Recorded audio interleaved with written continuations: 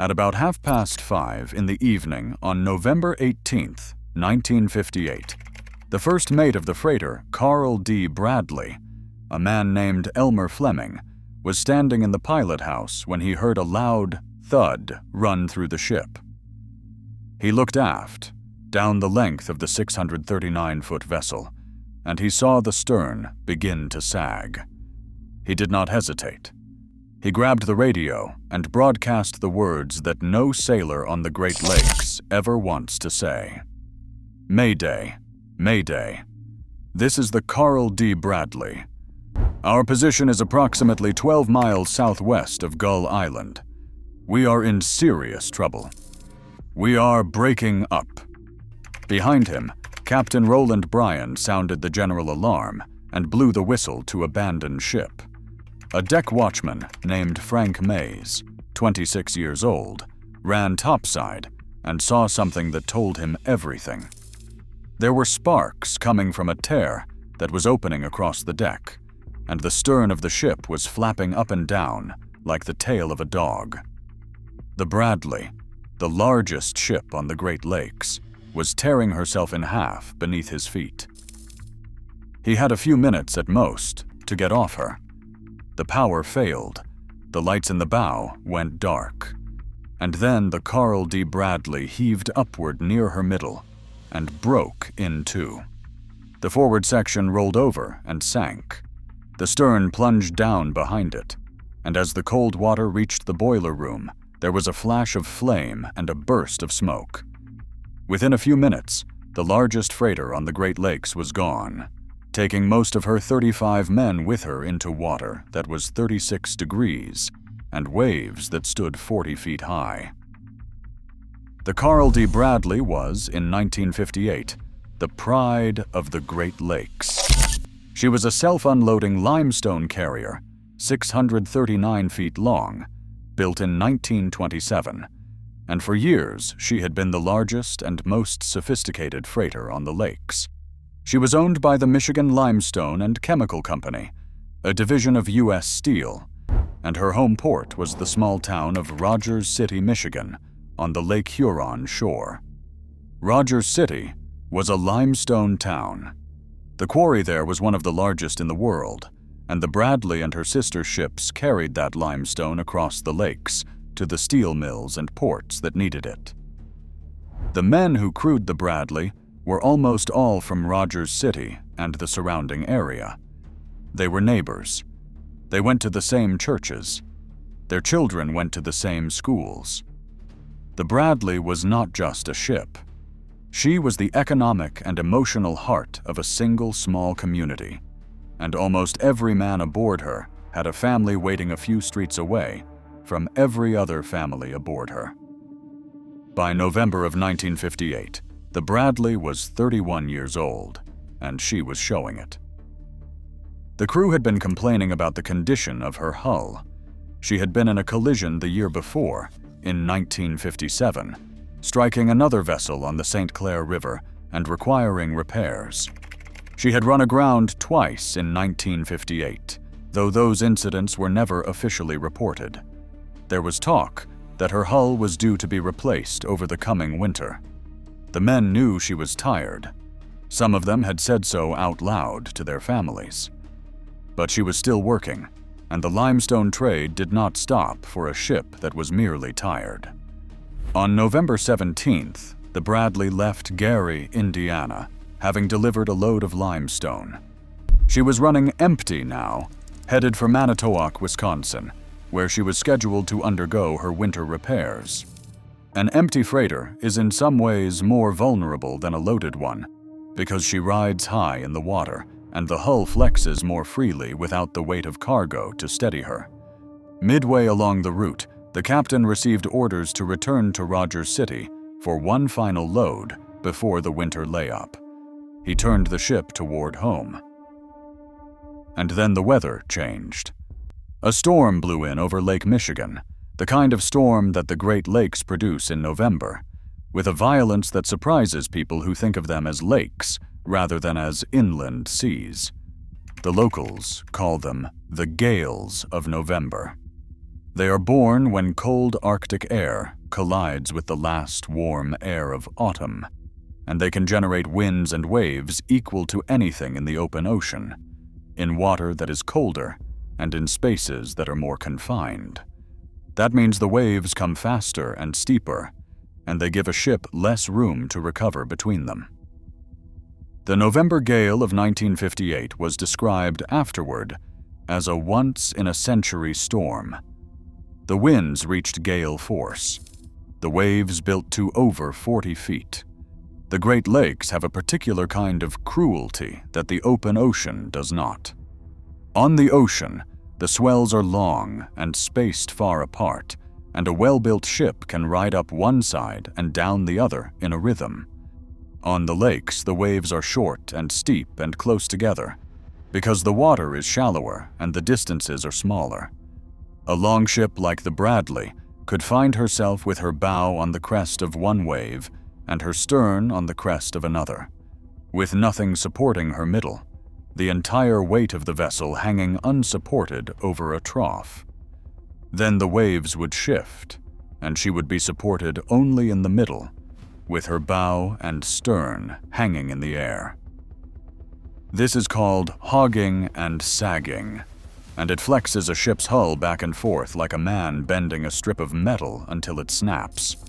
For a 639-foot ship in 40-foot seas, the forces involved are almost beyond imagining. Captain Bryan made a decision that would be second-guessed forever afterward. Rather than seek shelter and wait out the storm, he decided to run for home across the open lake. It was not an unreasonable decision at the time. The Bradley was the largest ship on the lakes. She had crossed in bad weather many times, and her crew wanted to be home. But as she pushed out into the open water of northern Lake Michigan, the empty hull began to twist and heave between the massive waves. And the men aboard began to hear something that no sailor wants to hear. They could hear the rivets popping out of the hull.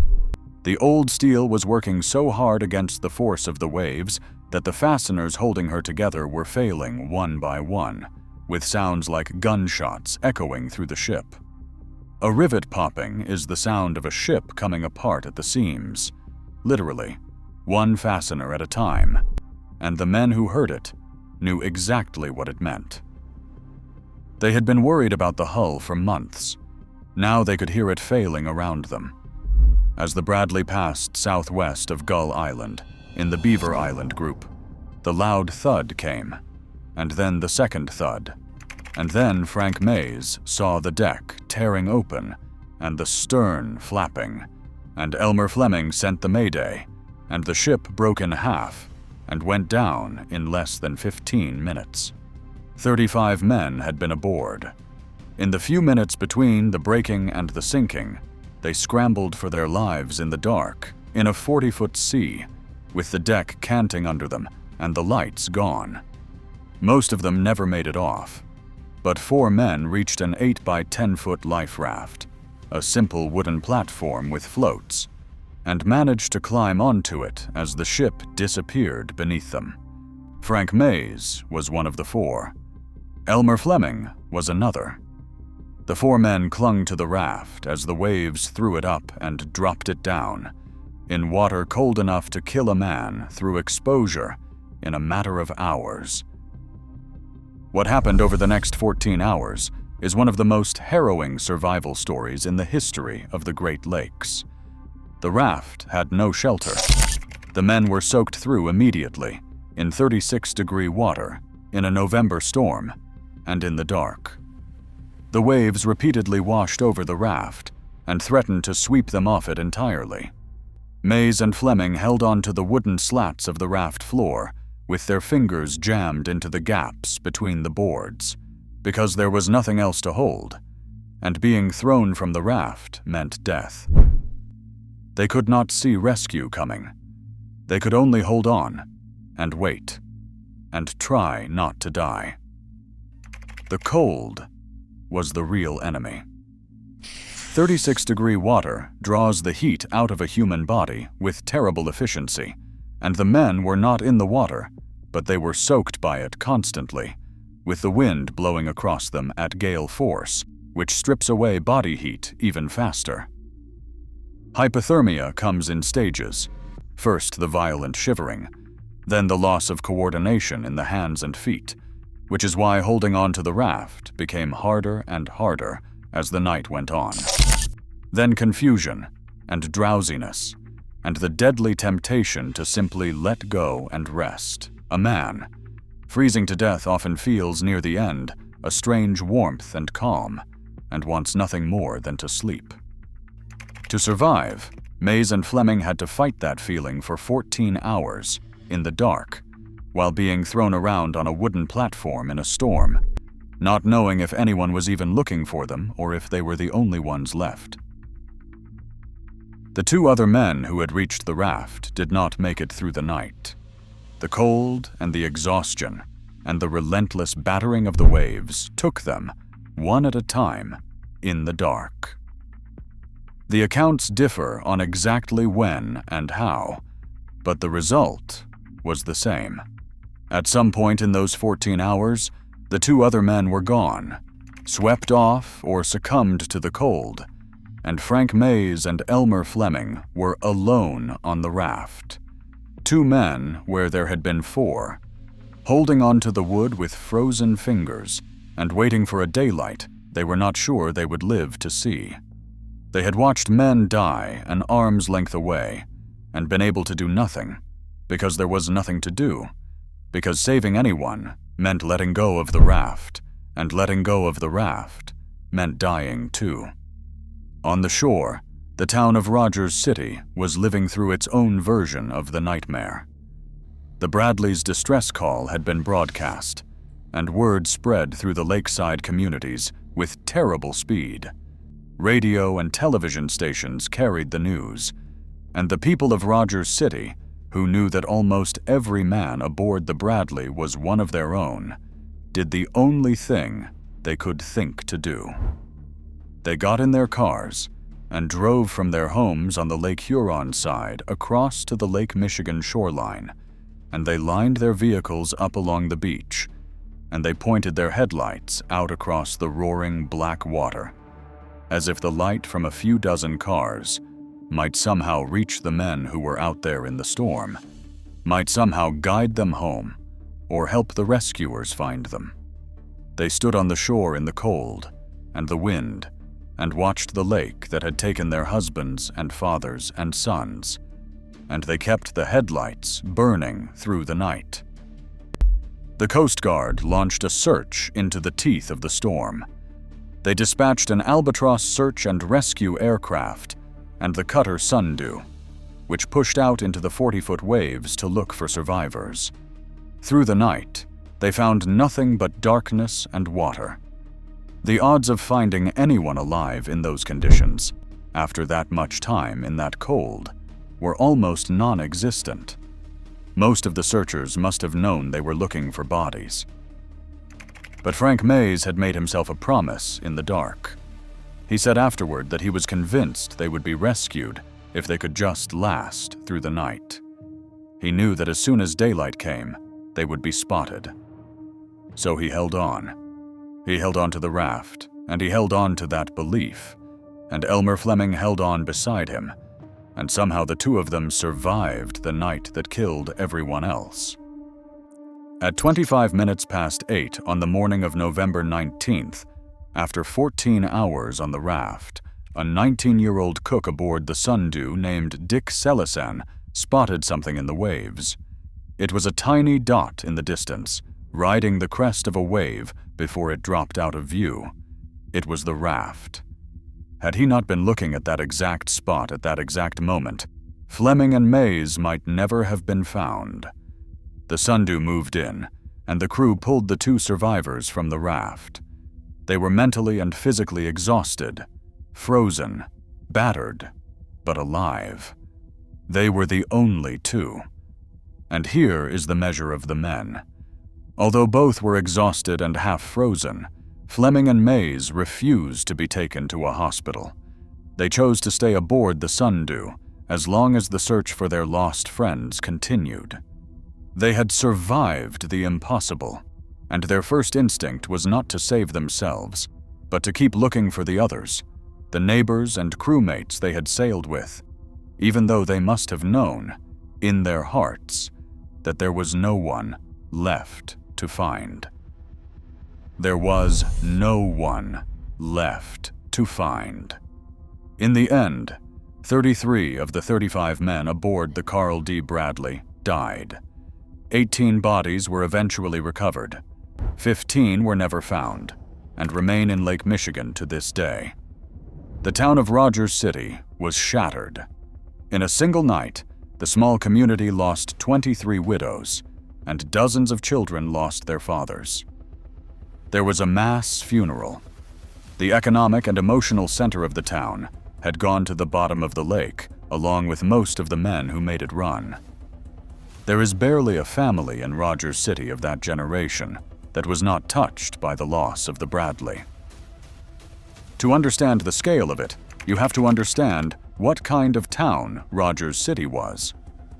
It was a town of a few thousand people, and the limestone operation was the reason it existed. The men who crewed the boats were not strangers passing through. They were the fathers coaching the baseball teams, the men in the church pews on Sunday, the neighbors who plowed each other's driveways. When the Bradley went down, she did not take 33 anonymous sailors. She took a third of the active lake-sailing men of a single small town, all at once, in one night. The grief did not arrive as separate, private tragedies. It arrived all together, in the same churches, on the same streets, in homes that could see each other's windows. The local school had children in nearly every classroom who had lost a father. The Christmas that came a month later was a town-wide funeral, and it had nearly happened before, and would be felt again. The loss of the Bradley sits in a grim trio of Great Lakes disasters that the people of the region carry: the Bradley in 1958, the Cedarville in 1965, and the Edmund Fitzgerald in 1975. The Fitzgerald became famous because of a song. The Bradley never got a song, and outside of Michigan, most people have never heard of her. But in Rogers City, the loss of the Bradley has never been forgotten, and never will be, because it is not history there. It is family. In the years that followed, a controversy emerged that mattered enormously to the two survivors. The official Coast Guard investigation, and later U.S. Steel, claimed that the Bradley had not broken in two. They lowered an underwater camera to the wreck and announced that the ship was intact, in one piece, on the bottom. The implication was that the ship had not suffered the structural failure that Mays and Fleming described. But the two survivors never wavered. They had seen the Bradley break in half with their own eyes. They had watched the bow roll over and the stern plunge separately. They knew what they had seen, and they said so, for decades, against the official account. They were right. In 1995, an expedition that included Frank Mays himself attempted to document the wreck, though poor weather and visibility prevented a conclusive result. Then, in 1997, marine explorers using a remotely operated underwater vehicle finally obtained clear footage of the wreck of the Carl D. Bradley. What they saw settled the question forever. The ship was lying on the bottom of Lake Michigan in two separate pieces, the bow and the stern roughly 90 feet apart. The survivors had been telling the truth for 39 years. The Bradley had broken in half, exactly as Frank Mays and Elmer Fleming had always said. Frank Mays never sailed the lakes again.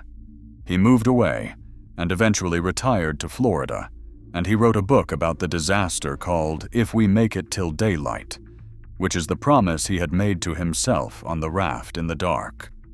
He returned to the area in 1995 for the expedition, and once more gazed upon the hull of the ship he had escaped nearly 40 years earlier, the ship that had carried 33 of his crewmates to the bottom. Elmer Fleming returned to work for the steamship company, and eventually retired and passed away years later. The two men who survived the night on the raft carried the memory of it for the rest of their lives. The Carl D. Bradley was not a ghost ship. There is no mystery about where she is or what happened to her. We know almost everything. We know the storm, the decision to run for home, the popping rivets, the loud thud, the tearing deck, the Mayday, the break, the sinking. We know the names of the men who died and the two who lived. We know that a town put its headlights on the water and waited for men who would not come home. And we know that two men held on to an 8x10 raft with their fingers in the gaps between the boards through 14 hours of a once-in-a-century storm, and lived to tell what happened when everyone around them did not. That is the horror of the Bradley. Not mystery, but certainty. The certainty of a tired old ship sent out one last time into a storm she could not survive, and the 33 men who paid for that certainty, and the two who came back to a town that would never be the same, carrying a truth that no one believed for almost 40 years, until a camera in the deep finally proved that they had seen exactly what they said they saw.